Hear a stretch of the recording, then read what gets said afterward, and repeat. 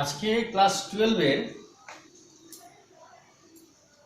সমাকলন বিদ্যা শুরু করব। প্রথমে হচ্ছে যে অনির্দিষ্ট সমাকলন, ইনডেফিনিট ইন্টিগ্রেশন।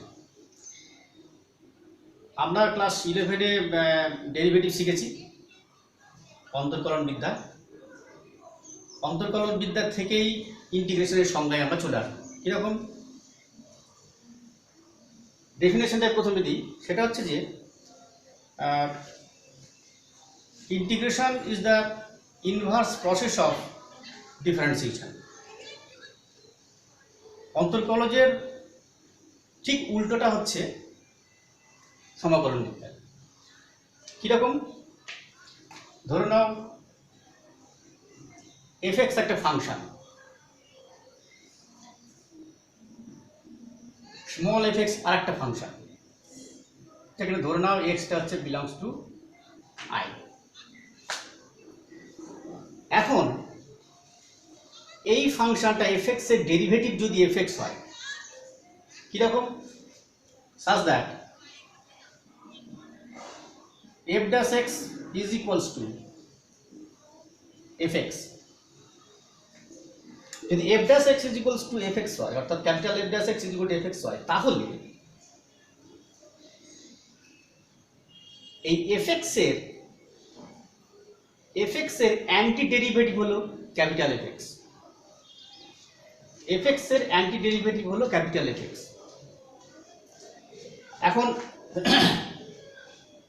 এটাকে অ্যান্টি ডেরিভেটিভ বলতে পারি, আবার তোমার প্রিমিটিভও বলতে পারি।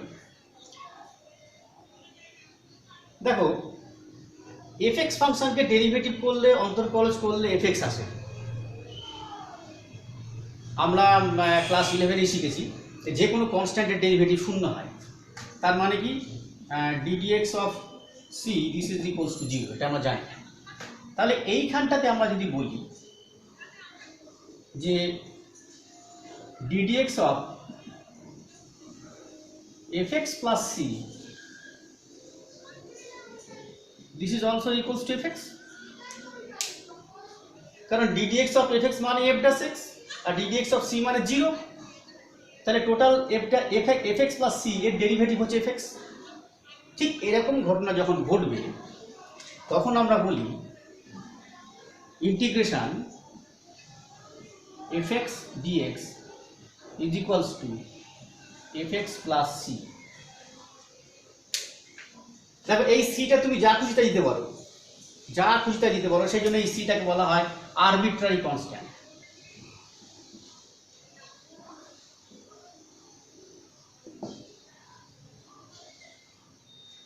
এটা হলো জেনারেলাইজড ফর্ম, তুমি সেটা নাও দিতে পারো। C may be 0, C may be 1, 2 something etcetera. তাহলে integration fx dx is equal to fx plus c। এই সিটাকে আমরা বলবো কনস্ট্যান্ট অফ ইন্টিগ্রেশন।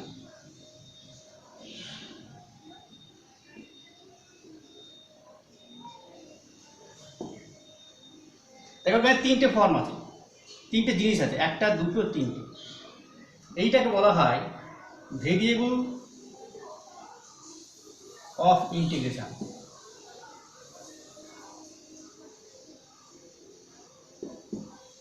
সমাকলনের চল, এটা বলি সমাকল।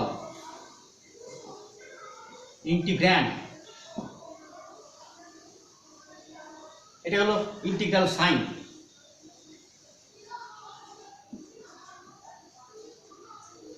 ইন্টিগ্রেশনের চিহ্ন, অ্যাকচুয়ালি দেখো এই এসটা, এটা একটা এসের মতো দেখতে, মানে অ্যাকচুয়ালি সামেশানের এই এসটাকে এটা টেনে লম্বা করে দেওয়া হয়েছে এস, সেইটাকে আমরা ইন্টিগ্রেশনের চিহ্ন বলছি। এটাকে ইউজ করা হয়। অ্যাকচুয়ালি ইন্টিগ্রেশন শুরুই হয় ডেফিনিট ইন্টিগ্রেশন দিয়ে। কীরকম? দেখো, আমাদের অ্যানসিয়েন্ট জিওমেট্রির মধ্যে ওই ত্রিভুজ, চতুর্ভুজ, তারপর লম্ববৃত্তাকার চোঙ, রাইট সার্কুলার কোণ, তারপর পিরামিড, প্রিজম এটসেট্রা, এই সমস্ত যেগুলো আমাদের নোন জিওমেট্রিক ফিগার, সেই জ্যামিতিক আকৃতির ক্ষেত্রফলগুলো আমরা খুব সহজেই বের করতে পেরেছি, বা সহজে বের করতে পারিনি, আমরা অনেক আগে শিখেছিলাম। কিন্তু এরকম কোনো ক্ষেত্রফল বা তার যেগুলো আমার জ্যামিতিক পরিচিত নয়। ধরো এরকম ধরনের একটা কার্ভ আছে, সেই কার্ভটার সঙ্গে এক্স অ্যাক্সিস বা এই এরিয়াগুলো এরকম ধরনের এরিয়া, এগুলো ক্ষেত্রফল কী করে বের করব? এই ক্ষেত্রফল বের করার ক্ষেত্রে গিয়ে ইন্টিগ্রেশনের উৎপত্তি হয়। কীরকম করেছি, এটা এটা এটা একটা লিমিটিং কনসেপ্ট দিয়ে করা হয়েছে। লিমিটিং কনসেপ্টটা হচ্ছে এরকম যে যখন ফাইনাইট হবে লিমিটটা, তখন আমরা হবে কি করবো কি, এই যে এগুলোকে টুকরো টুকরো কোনো একটা পরিচিত জ্যামিতিক আকারের মধ্যে আমরা করে নেব। এই ক্ষেত্রে যেটা আমরা করি, এরা প্রত্যেকটা ছোট ছোট আয়তক্ষেত্রের মতো করে নিই। এই আয়তক্ষেত্রের যেগুলো হয়, সেই আয়তক্ষেত্রের সূত্র আমরা জানি লেন্থ ইনটু ব্রেডথ। এটা ছোটো ছোটো টুকরো করে অসংখ্য ভাগে ভাগ করে নিই, দিয়ে লিমিটিং কনসেপ্ট অ্যাপ্লাই করি, সবগুলো যোগ করে নিই, টোটালটার সঙ্গে মিলে যায়। কীরকম হয়, যখন আমরা লিমিটিং কনসেপ্টটা দেখেছি যে ফাইনাইট, অর্থাৎ লিমিটটা যখন ফাইনাইট হয় তখন টুকরোগুলো যোগফল টোটালটার থেকে হয় কম হতে পারে বা বেশি হতে পারে।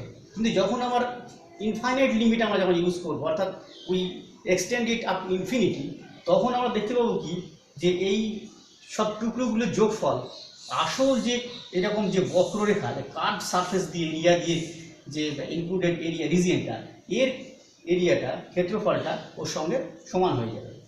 সেই সামেশান থেকে সামেশানের যে এস ফার্স্ট ফর্মটা, তার এই এসটাকে ইলংগেটেড ফর্ম করে দিয়ে এরকমভাবেই চিহ্ন দিয়ে দেওয়া হয়েছে। এখন আমরা দেখি যে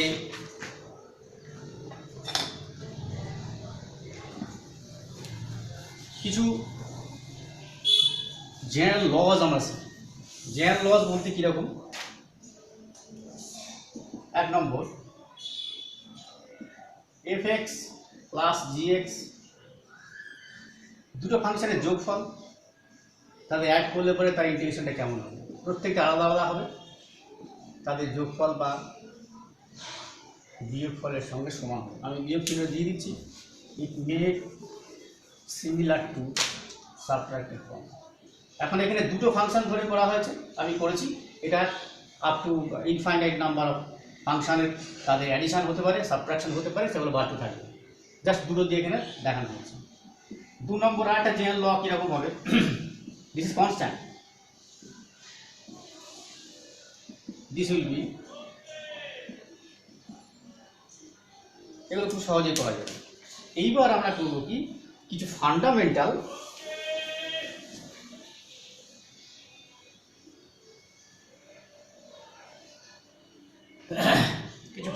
আমরা ইন্টিগ্রেশনের দিকে এগিয়ে যাই। সেটা হচ্ছে 1 নম্বর হচ্ছে যে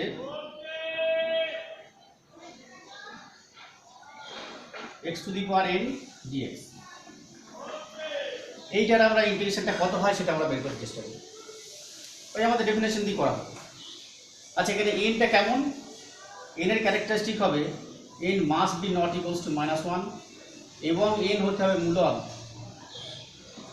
রেশনাল, না হলে কী হবে সেটা পরে বলছি। তাহলে দেখো ddx of x to the power n plus 1 divided by n plus 1 plus c, এটা ক্লাস 11 এ রেজিটি করেছো, করে দেখো কত হবে, n plus 1 into x to the power n plus 1 minus 1 divided by এটা n plus 1, তো constant, c এর derivative 0, so this is equals to হচ্ছে n plus 1 আর n plus 1 ক্যান্সেল হয়ে গেল, তাহলে x to the power 1 cancel হলো, x to the power n, তার মানে এইটার ডেরিভেটিভ হচ্ছে এইটা, তাহলে এইটার ইন্টিগ্রেশন হবে এইটা। সুতরাং আমরা বলতে পারি x to the power n dx this is equals to x to the power n plus 1 divided by n plus 1 plus c।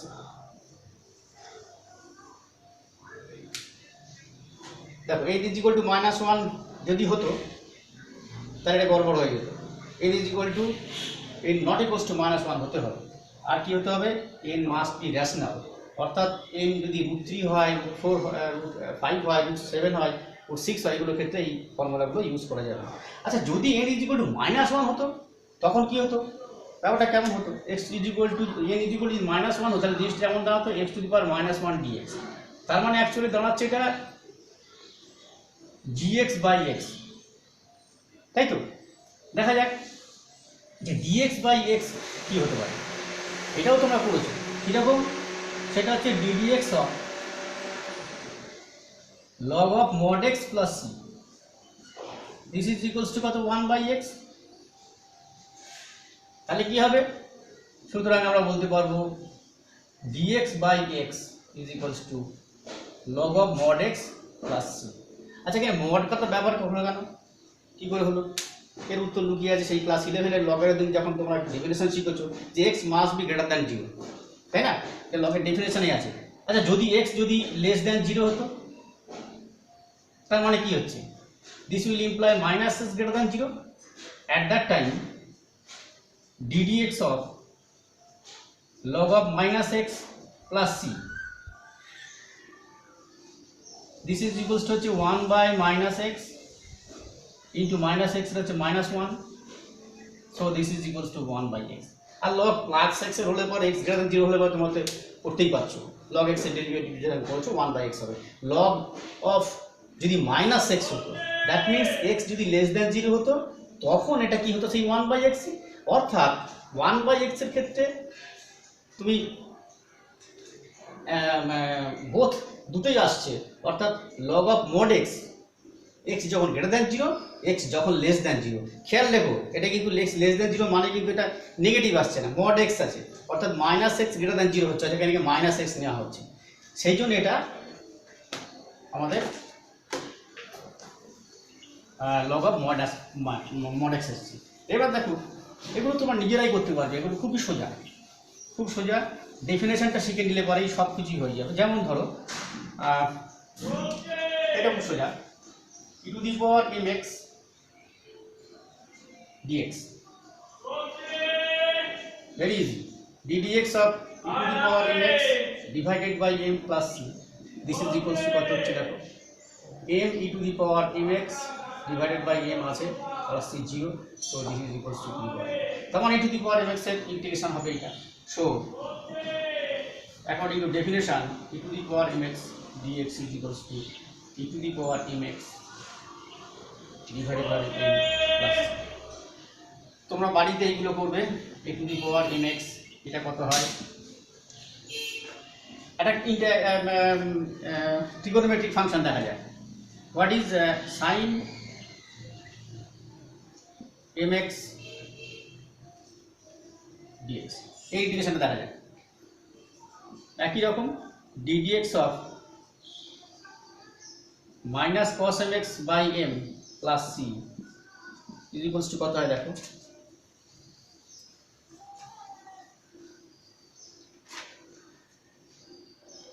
Minus তো মাইনাস রয়েছে, cos mx এর হচ্ছে minus sin mx,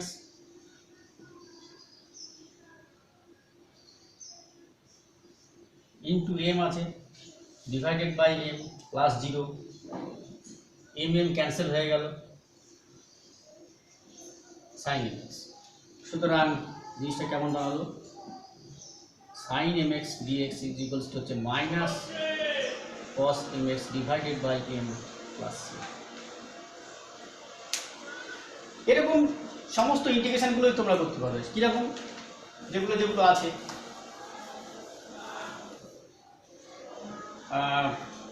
sin mx হলো cos mx dx, এটা কি হবে sec mx tan mx dx, এটা কি হবে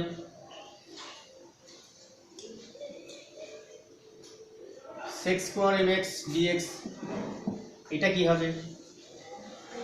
এইরকম ফান্ডামেন্টাল ইন্টিগ্রেশনগুলো তোমরা করতে পারবে, এবং এখান থেকেই ফান্ডামেন্টাল এই সমস্ত ইন্টিগ্রেশনগুলো দিয়েই আমরা এই ইন্টিগ্রেশন চ্যাপ্টারের প্রথম যে ইনডিফিনিট ইন্টিগ্রেশন এগুলো দিয়ে শুরু করতে থাকবো, এবং এগুলোই আমরা প্রত্যেকটা ব্যবহার করব। তাহলে আজকের মধ্যে এখানে শেষ করছি, পরের দিন অনেক কিছু দেখা যাবে, হচ্ছে না মানে।